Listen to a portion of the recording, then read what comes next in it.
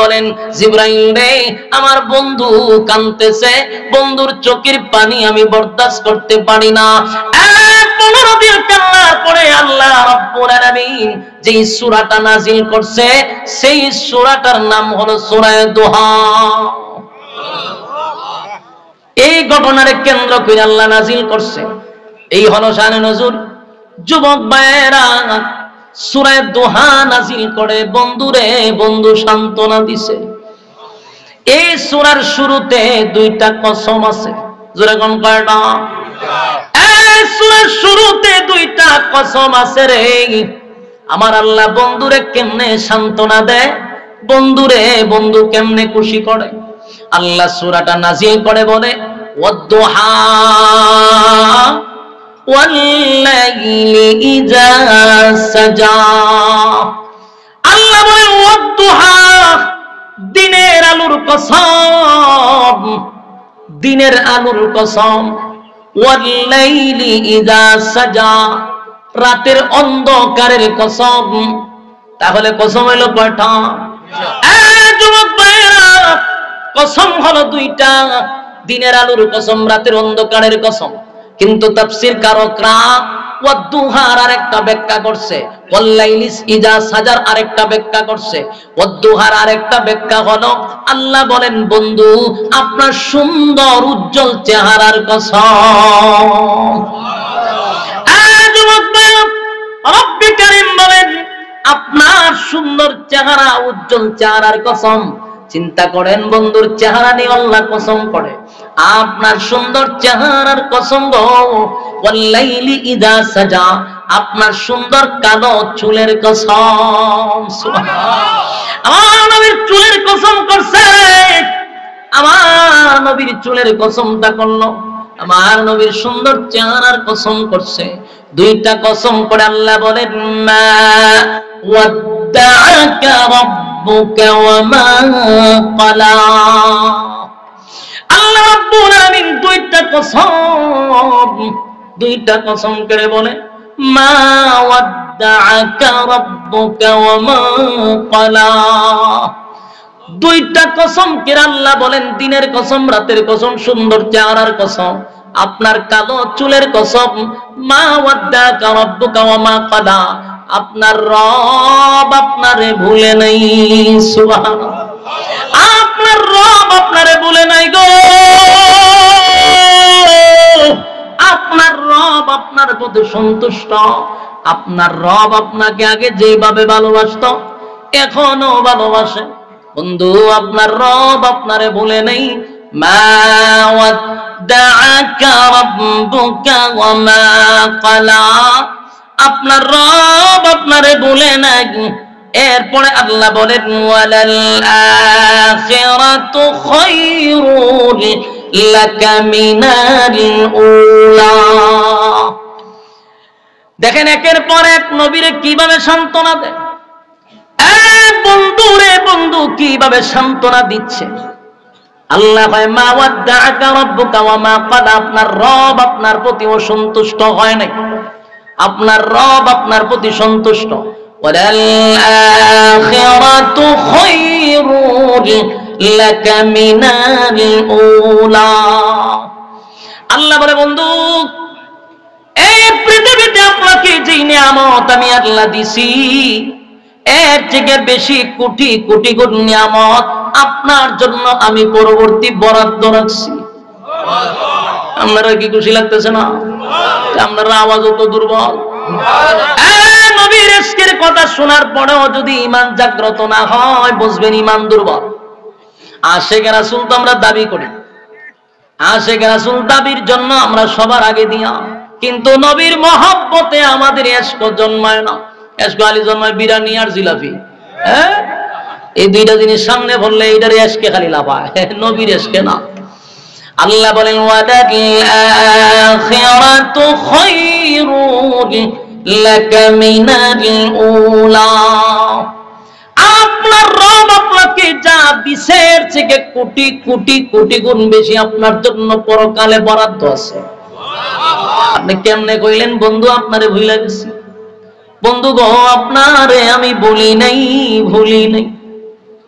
এরপর আল্লাহ পরের আয়াতে নবীর আরো খুশি করে বলেন ওয়ালাসাউফা ইউতিকা রাব্বুকা ফাতারদা। এই আয়াতে রব্বুল কারীম বন্ধুরে উদ্দেশ্য করে বলেন ওয়ালাসাউফা ইউতিকা রাব্বুকা ফাতারদা, বন্ধু আপনাকে আমি অচিরেই আপনার আমি খুশি করব। সুবহানাল্লাহ। ওয়ালাসাউফা ইউতিকা রাব্বুকা ফাতারদা, অচিরেই আপনারে খুশি করব। তাফসীরকারকরা বলেন ওয়ালাসাউফা ইউতিকা রাব্বুকা ফাতারদা, এটার দ্বারা আল্লাহ বুঝাইছেন হয়তোবা মেরাজের বিষয়টা, হয়তোবা পয়গম্বরের মক্কা বিজয়ের বিষয়টা বুঝাইছেন, হয়তোবা আমার নবী কিছু দাবি দাবা করছিল উম্মতের ব্যাপারে, ওইগুলা আল্লাহ হয়তোবা কবুল করছেন। এইজন্য আল্লাহ বলছেন ওয়ালাসাউফা ইউতিকা রাব্বুকা ফাতারদা, আপনার রব আপনারে খুশি করবে, আপনারে খুশি করবে খুব শীঘ্রই। শীঘ্রই মানে কি? মেরাজের রজনী হইতে পারে, 7 আসমানে ইনভাইট করছে, হয়তোবা মক্কা বিজয়। এই যে রব্বুল কারীম বলতে চাই বন্ধু, বলি নাই আপনারে অচিরেই আমি খুশি করব। আপনি অভিমান কইরেন না, আপনি রাগ কইরেন না। মক্কার মানুষ আপনারে গালি দিছে গো, কেউ আপনারে সান্ত্বনা দেয় নাই গো নবী। আমি আল্লাহ সূরা দুহা নাযিল করে আপনারে খুশি করে দিলাম। 2টা কসম করলাম, আপনার চেহারার কসম, আপনার চুলের কসম। বন্ধু আপনারে আমি ভুলি নাই, দুনিয়াতে যা দিছি পরকালের থেকে বেশি বরাদ্দ রাখছি। ওয়ালাসাউফা ইউতিকা রাব্বুকা ফাতারদা, আপনাকে আরো অচিরেই খুশি করব, এটা বেশি দূরে নয়। হয়তোবা নবীর অনেকগুলা ইঙ্গিত আল্লাহ দিয়া দিছে। এরপর আল্লাহ বলেন আলাম ইয়াজিদকা ইয়াতীমান ফাআওয়া। এটা আরো চমৎকার। আল্লাহ বলেন বন্ধু কেমনে আপনি কইলেন আমি আপনারে বইলে গেছি। দেখেন অতীতের কথা আল্লাহ স্মরণ করায়া দিতেছে। আলাম ইয়াজিদকা ইয়াতীমান ফাআওয়া, বন্ধু আপনি কি এতিম ছিলেন না? আমি কি আপনাকে আশ্রয় দেই নাই? দেখবেন মাঝে মধ্যে যদি কোনো বন্ধু বান্ধবের মধ্যে ঝগড়া হয়, এক বন্ধু যদি অভিমান করে আর এক বন্ধু তার অতীতের কথা দিয়া তারে সান্ত্বনা দেয়, তুই যে বললি তোরে ভুইলা গেছে, কেন তোর বিপদের সময় আমি তোরে টাকা দেই নাই, তোর বিপদের সময় আমি সাহায্য করি নাই, তোর এই সময় কি আমি পাশে ছিলাম না, অমুক সময় তোর পাশে ছিলাম, এরকম বলে কি না? আল্লাহ বলেন আলাম ইয়াজিদকা ইয়াতীমান ফাআওয়া, নবী আপনি কি এতিম ছিলেন না? আমি কি আপনারে আশ্রয় দেই নাই? নবীর অতীতের কথা বইলা বইলা আমার মালিক সান্ত্বনা দেয়। এরপর আল্লাহ বলেন ওয়াজাদাকা দাল্লান ফাহাদা, আল্লাহ বলেন আপনি তো পথহারা ছিলেন, আমি পথ দেখায়া দিছি। এর মানেটা কি? যারা ইতিম হয়, যারা ইতিম হয় এরা তো সঠিক পথে চলতে পারে না। ইতিম হওয়ার কারণে কোনো গার্জিয়ান না থাকার কারণে ছেলেটা তো টুকায় হয়ে যায়, ছেলেটা কিশোর গ্যাংয়ের সঙ্গে জড়িত হয়ে যায়, ছেলেটার লেখাপড়া বাদ দিয়া দেয়, পথভ্রষ্ট হয়ে যায়। আল্লাহ কয় আমি আপনারা এমনটা হতে দেই নাই। আপনি ইতিম ছিলেন কিন্তু আমি আল্লাহ আপনাকে পথ দেখায়া দিছি, পথভ্রষ্ট আপনারে হতে দেই নাই। সুবহানাল্লাহ। এরপরে হাবিবে কিবরিয়াকে মালিক নিজেই তো সান্ত্বনা দেওয়া শুরু করলো। বন্ধুরে বন্ধু পিছনের কথা শুনাইয়া আমার মালিক বলেন ওয়াজাদাকা আইলান ফাআগনা। এরপর আল্লাহ বলেন ওয়াজাদাকা আইলান ফাআগনা। এই জায়গাটা বিশেষ করে আলেমদের জানা বেশি দরকার। এটা আপনারা জানেন কিন্তু ওয়াজটা বেশি আপনাদের করা দরকার। এখানে আল্লাহ একটা কথা বলছে যে ওয়াজাদাকা আইলান ফাআগনা, আপনি তো গরীব ছিলেন, আপনি নিঃস্ব ছিলেন, আমি আপনারে ধনী বানাইছি। বলুন আল্লাহ কি কইছে? আপনি গরীব ছিলেন, পরে কি কয়? ধনী বানাইছে। এই জায়গাটা আমার আশ্চর্য লাগে। আশ্চর্য হইল, আল্লাহ কয় আপনি গরিব ছিলেন, আমি আপনাকে ধনী বানাইছি। কিন্তু কপাল পুরা জাতি সারাটা জীবন শুধু ফেটে ফাত্তর ছিল, নবীর ওয়াজই করে। আগের পৃষ্ঠাত গরিব ছিল, পরের পৃষ্ঠাত আল্লাহ ধনী বানাইছে, এই ওয়াজ করস না কা খালে কয় নবীর ফেটে ফাত্তর আছেন, খানা দুটা টান মারে। আর এই ওয়াজ জাতির এই পরিমাণ খাওয়াইছে, মগজ দুলাই করে লেছে এই ওয়াজ করতে করতে। আর মানুষ মনে করে ইসলাম মানেই হলো গরিব, ইসলাম মানে ফেটে ফাত্তর। তো নবীর ফেটে ফাত্তর ছিল, নবী গরিব আসলে খালি ইওয়াজই উনচস। তো নবী যে ধনী ছিল এই কথাটা কেন আমরা বলি না? আমার কথাটা আপনারা বুঝতেছেন? ব্যক্তিগত হইতেছি না কোরআন থেকে হইতেছি? আপনি ব্যাখ্যা করেন না। আল্লাহ ভাই আপনি নিঃস্ব ছিলেন, গরিব ছিলেন, আমি আপনার ধনী বানাইছি। ধনী শব্দটা আল্লাহ বলছে, ধনী বানাইছি। তা আমরা খালি গরিবের ওয়াজটাই করলাম কেন? ফেটো ফাত্তর ইওয়াজ ছাড়া যে নবী ধনী হয়েছে ওয়াজ করেন জানা? এখন হুজুর করলে কি দিছে নবী তো গরিব ছিল? হ্যাঁ গরিব ছিল। এই ওয়াজের দ্বারা ক্ষতিটা কি হয়েছে আর লাভটা কি হয়েছে একটু বোঝার চেষ্টা করে। সারা দেশে এক ছাটিয়া ওয়াজ করতেছি নবীর ফেটো ফাত্তর, ধনীর কোনো ওয়াজ নাই। আর এটা দিয়ে এমন মগজ দুলাই করছেন সুশীল সমাজ, নাস্তিক পাড়ায় ওয়াজ মগজ। এখন 25 সালে এই যুগে আইসা কোন আলেম যদি রাজনীতি করতে চায়, নেতৃত্ব দিতে চায়, ওই সুশীল সমাজ আর নাস্তিক পাড়ার লোকেরা বলে আলেমরা থাকবে মসজিদে, আলেমরা থাকবে মাদ্রাসায়, রাজনীতি করে কেন? কথা হয় না? আমার কথা আপনারা বুঝেন কম, আমি যা বুঝতেছি। আর আপনারা এখন বিরক্ত লাগতেছে আমার ওয়াজটা, এটাও বুঝতেছি। কারণ খাওয়ান সামনে তুইয়া যত মিষ্টি কথাই হোক মজা লাগে না, এটা কিন্তু বাস্তব কথা না। আপনার আওয়াজে বোঝা যায় যে হুজুর ছাইরা দিলে একটু ভালো হয়, বিরানির গ্রানত তো আইতেছে। আর এরা দেখছি আমাদের ডেকছিল দূর দেয়, আমাদের কেড়ে আনে যে গ্রান তো লাগে না। লক্ষণে ভাই আপনারা বলে ছাইরা দিলে তো আমার ডাবল সুবিধা, আমি বেজান না। কিন্তু আপনারা যখন আর লক্ষণ খারাপ দেখতেছি আমি চলতো না আর একটু সময়, কেমনে বুঝতাম না আপনারা শরীরে কোনো সেদ বেত নাই? আমার কথাটা একটু বুঝার চেষ্টা করে। আল্লাহ কয় আপনি গরিব ছিলেন, আমি ধনী বানাইছি। তো গরিবের ওয়াজ করে ক্ষতিটা কি হয়েছে জানেন?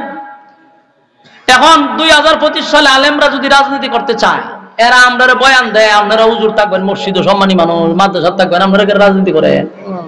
এই কথাটা আমরা এখন বলে কেন বলে? এই দোষ এদের না, আমাদের মতো কাঠমৌলবীর দোষ। কারণ কাঠমৌলবী আরা দিন ওয়াজ করছে নবীর ঘরে ভাত্তর, কিন্তু এই কাঠমৌলবী জানে না নবী যে দেশের প্রেসিডেন্ট ছিল। আমার নবী দেশ চালাইছে, রাষ্ট্র পরিচালনা করছে, এই মৌলবী ওয়াজ করে না। এই নাস্তিক পাড়ার লোকেরা আমরা আঙ্গুল দেওয়া রাজনীতি ভাইছেন তো, আমরা রাজনীতি হলো ভাইছি গো, এটা হাসির কথা না। আমরা রাজনীতি ভাইছি কই? আমার মাঝে মধ্যে মনে হয় খাসা সিংলা চিনেননি আপনারা? এই খাসা সিংলাতে মিনিমাম আধা ঘন্টা বাড়ি নিয়ে যেত গড়ি ধরে, তৈলে শরীরের জাল আমার কিছু মিটলইল। আমরা রাজনীতি ভাইছেন কই? আরে চূড়া আমি রাজনীতি ভাইছি কই মানে? আমার নবী দেশ চালাইছে, নবী রাষ্ট্রনায়ক ছিল, প্রেসিডেন্ট ছিল, তুই কত রাজনীতি ভাইছি কই? আমরা না জিগাইতা। কারণ আলেমরা রাজনীতি স্বয়ং রাসূলের কাছ থেকে শিখছে, রাসূলের কাছ থেকে আমরা রাজনীতি শিখছি। আমরা না তোরা বস্তু তোরা রাজনীতি ভাইছিস কই? তোরা রাজনীতির যে মডেল, আমার তো মনে হয় তোরা রাজনীতি যদি রাসূল থেকে শিক্ষা না থাকস, কারণ তোরা তো আমরা প্রশ্ন করে রাজনীতি ভাইছি কই? আমরার ভূমিকা হলো রাসূল থেকে শিখছি। তোরা কি জবাব দিবি ক? তোরা জবাব দিবি ফেরাউনের কাছ থেকে রাজনীতি শিখছস, নমরুদের কাছ থেকে রাজনীতি শিখছস, আবু জাহিলের কাছ থেকে রাজনীতি শিখছস। এইজন্য ফেরাউনের যেই ক্যাটালগ তোদের ক্যাটালগে মিল হয়ে গেছে। এরা রাজনীতি চালানোর যে সিস্টেম, তোদের রাজনীতি চালানোর সিস্টেম, কারণ প্রত্যেকটা নেতার প্রভাব কর্মীর উপরে পড়ে। বাস্তব না বাস্তব? আলেমরা যদি রাজনীতি করত, নবীর প্রভাব রাসূলের কি কয় রাসূলের সৈনিকের উপরে তার প্রভাব পড়তো, কর্মীদের উপরে তার প্রভাব পড়তো। আমরা রাজনীতি শিখছি রাসূলুল্লাহর কাছ থেকে, রাসূলের প্রভাব আলেমদের প্রতি পড়তো, দেশ সোনার বাংলাদেশ হয়ে যেত। আলেমরা রাজনীতি করলে দেশের টাকা বিদেশ পাচার হতো না, আলেমরা রাজনীতি করলে গুম হত্যা হইতো না, আলেমরা রাজনীতি করলে দর্শনের সেঞ্চুরি হইতো না। কারণ রাজনীতি শিখছি তোমরা রাসূলের কাছ থেকে। তোদের রাজনীতি আবু জাহেলের রাজনীতি, তোদের রাজনীতি নমরুদের রাজনীতি, তোদের রাজনীতি ফেরাউনের রাজনীতি। ফেরাউনের যুগে গুম হত্যা হইতো, ফেরাউনের যুগে যেমন গুম হত্যা হইতো তোদের যুগে গুম হত্যা হয়। ফেরাউনের যুগে দর্শন হইতো, তোদের যুগে দর্শন হয়। ফেরাউনের যুগে দেশের লুটপাট চলতো, তোদের যুগে লুটপাট হয়। আর প্রত্যেক নেতার প্রভাব কর্মীর উপরে। বাস্তব না বাস্তব? আলেমরা রাজনীতি যদি করত তাহলে ইসলামিক আইন অনুযায়ী করত, দেশের টাকা দেশে থাকতো, বিদেশে যাইতো না। কথা হয় না দিন? আল্লাহ ডাইরেক্ট কয় আপনি গরিব ছিলেন, ধনী বানাইছি। আমার দুঃখকে খবর হইতে যায়, কেরে তুই ধনীর ওয়াজ কেরে করস না? নবী যে দেশের প্রেসিডেন্ট ছিল, রাষ্ট্র চালাইছি, ওয়াজটা কেরে করস না? তুই কোন কারণে করস না? খালি গরিব গরিব কইয়া দিস 12টা বাজাইয়া। আমরারও দোষ আছে, ইসলামটার একেবারে দরিদ্রতা নিয়ে গেছে। আমরা একজনের বুজুর্গর সিস্টেম হইলো যে আল্লাহ আল্লাহ বিল্লাহ করবো, ফিসাদা ফাঞ্জি বইলে উঠে গেছে। বুজুর্গ তাই উজুর মানুষ, বুজুর্গ মানুষ, তার খবর টবর নেই। আপনার এটি কেটা কইছে? পাইছেন কো? এটি পাইছেন কই আপনি? রাসূল যে সময় রাষ্ট্রনায়ক ছিল, দামি কাপড় পরে মানুষের সামনে কথা বলতো। রাসূলের কয়েকটা দেশ ছিল, এর মধ্যে যদি রাষ্ট্রীয় চেয়ারে বসতো, দামি পোশাক পরে রাসূল বসতো, সবুজ পাগড়ি পরে রাসূল বসতো, আর তার পাঞ্জাবি বইলে উঠে যায়। এগুলার প্রভাব পড়ে ভাই। প্রভাবটা কি? একটা ইঞ্জিনিয়ারের ছেলে মাদ্রাসা দিতে চায় না, এরা নাক ছিটকায়। একটা ডাক্তারের ছেলে মাদ্রাসা দিতে চায় না, একটা ইঞ্জিনিয়ারের ছেলে দিতে, শিল্পপতির ছেলে মাদ্রাসায় দিতে চায় না। কেন? যে মইরা গেলাগা হে শুধু খালি গিয়া পড়াইবো আর কোরআন শরীফে বই থাকবো। আমরা এই জায়গাটা লইছি ইসলামটা। কেন? স্মার্টলি আলেমরা চলবে, আলেমদের টাকা দরকার আছে আমি মনে করি। যত স্মার্ট হয়ে আলেমরা চলবে, আরেকজন ইঞ্জিনিয়ার তার ছেলে মাদ্রাসায় পড়াইতে বাধ্য। আমরা চলুন ফকিরের মতো, তেহেবাটা আমার দিত কেমন মাদ্রাসাটা। আলহামদুলিল্লাহ অনেকটা পরিবর্তন হয়েছে, এখন অনেক পরিবর্তন। অনেক ইঞ্জিনিয়ারের ছেলে মাদ্রাসা দেয়, কারণ পরিবর্তন হয়ে গেছে। আলেমদের গেট আপ বাড়ছে, মন মানসিকতা চেঞ্জ হয়েছে। সংকীর্ণতা দূর করতে হবে, উদারতা বাড়াই দিতে হবে, তাহলে আমাদের জয় হবে ইনশাআল্লাহ। কারণ প্রত্যেক গণার থেকে আলেম হওয়া দরকার। তাহলে আমাদের বুক ফোলায় কথা বলার একটা জায়গা থাকবে। আমরা তো নিচে করে দরিদ্র সমাজসীমায় হুজুর মনে, এরা হুজুর মনে করে কিতা যে একজন কোন দিন মরবো আর হেতে গিয়ে 40 খাইব, এই হুজুর এই জায়গাত নিচে। অথচ একজন আলেম উনি হলো দেশের নেতা, একজন ইমাম মানে হলো নেতা, তার নেতৃত্বে মহল্লা চলবে। এটা ছিল আলেমের শান। কিন্তু আমরা তো এই জায়গা ধরে রাখতেছি না। হয়ে যায় ফেরা 72 ওয়াজ, হানারা জীবন খানো টান দিয়া 72 ওয়াজ করছে, কিন্তু নবী যে দেশ চালাইছে এর খবর নাই।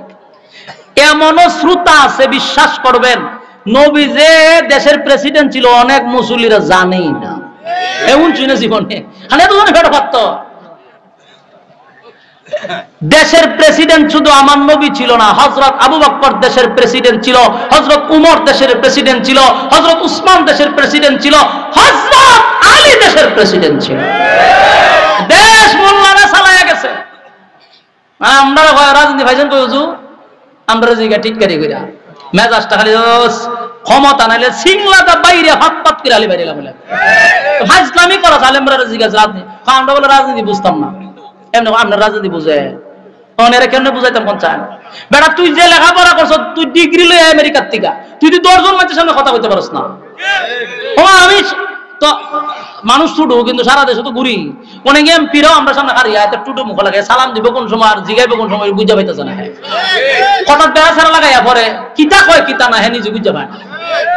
তো তুই না ডিগ্রি লইছ আমেরিকার থেকে, আর একজন মৌলবীরে বয়াতে 2 লক্ষ মানুষের সামনে টুটে মুখে আমাদের কথা বাঁচবে না ইনশাআল্লাহ। আমরা রাজনীতি বুঝিনি, হাস্যকর না? 30 পারা কোরআন আলেমরা বুকের ভিতরে ঢুকাই রাখছে।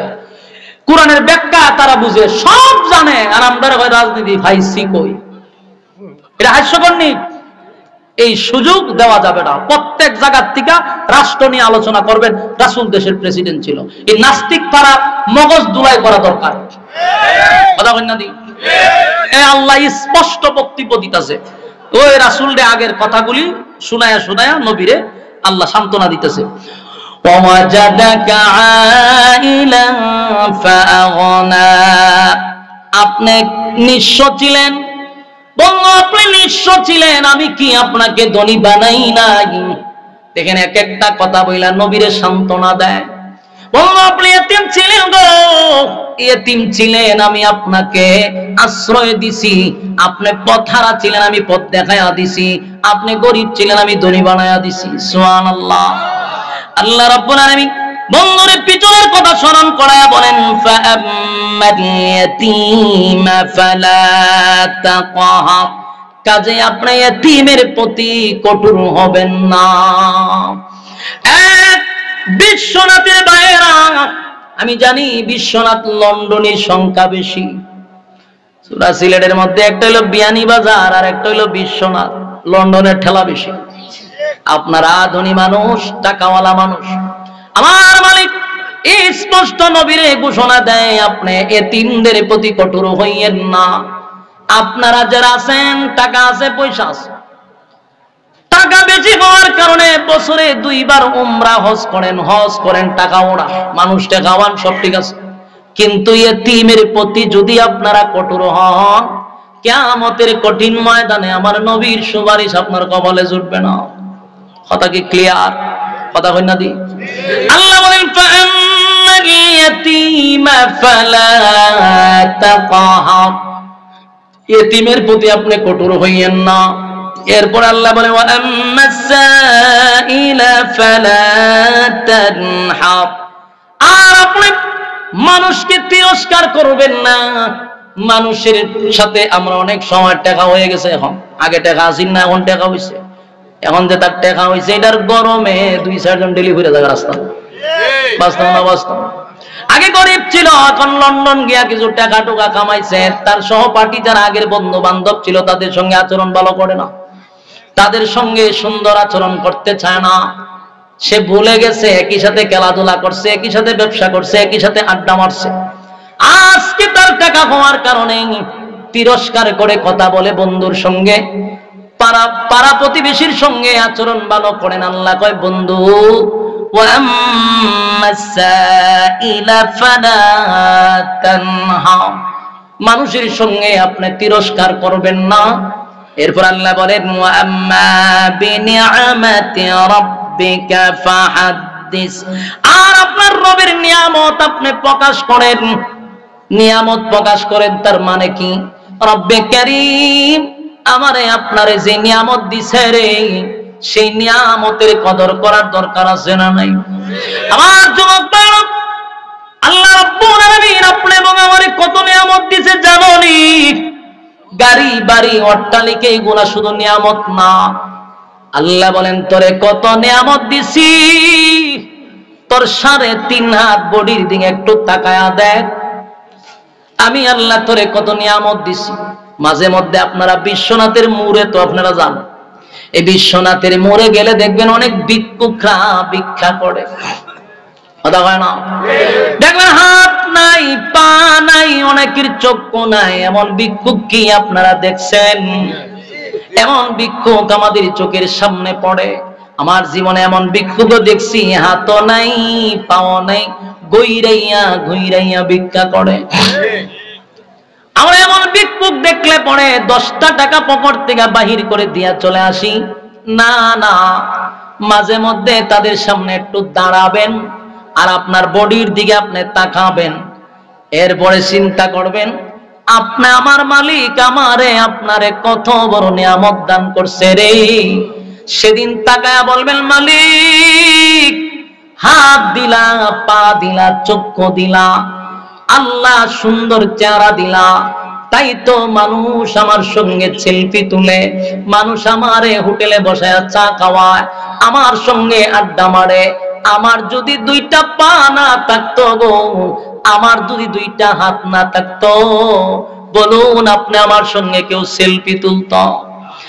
রাস্তার ভিখারির সঙ্গে কেউ সেলফি তোলে না,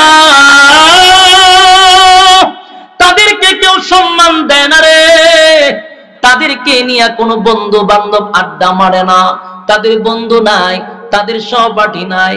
তোমারে আমারে মালিক 2টা হাত দেওয়ার কারণে, 2টা পা দেওয়ার কারণে, চক্ষুটা দেওয়ার কারণে, সুন্দর চেহারা দেওয়ার কারণে আমাদেরকে নিয়ে